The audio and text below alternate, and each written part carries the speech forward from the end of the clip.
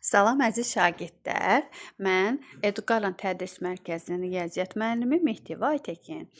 Bu gün adi və onlu kəsirlərə aid olan bir maraqlı sualın izahına baxacağıq. Əvvəlcə bu sualı, bu tipli sualları uşaqlar həll etmək üçün əvvəlcə nəyi bilməliyik? Məxrəcləri eyni olan kəsirləri ya topladıqda, ya çıxdıqda və yaxud da vurmada ola bilər. Hər hansı bir ədədə vurub toplama, hər hansı bir ədədə bölüb toplama və ya çıxma o da ola bilər. Amma burada biz baxan kimi nə görürük? 11-də 2 məxrəci eyni olan kəsir. 11-də 9 toplayanda eləyir.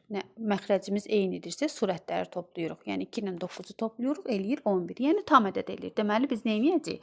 Burada toplama əməlini yerinə yetirəcəyik. Əvvəlcə 11-də 9 üstəgəl 3-də 10 üstəgəl 15-də 11-i hər hansı bir x ədədi şəklində adlandıraq. Çünki bizə bu x ədədi lazımdır da, bunu əvəz eləmək lazımdır n ilə.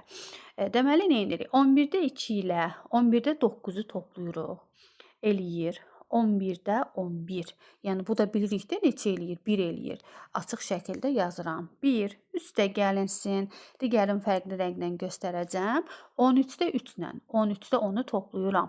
Məxrəcim eynidir. Surətimdə 3 ilə 10-u topladıqda 13 eləyir. 13 böl 13 o da 1 eləyir. Üstə gəlinsin.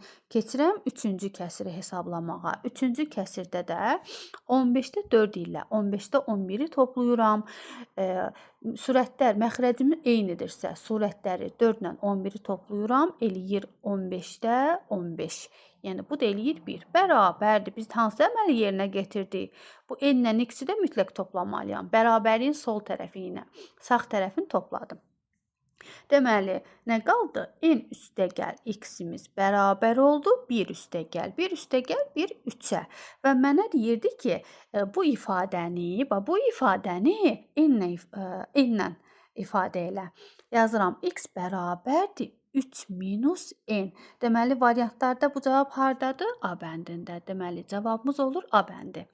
Bir də kanalıma abunə olmağı, videolarımı bəyənməyi unutmayın. Hələlik uşaqlar.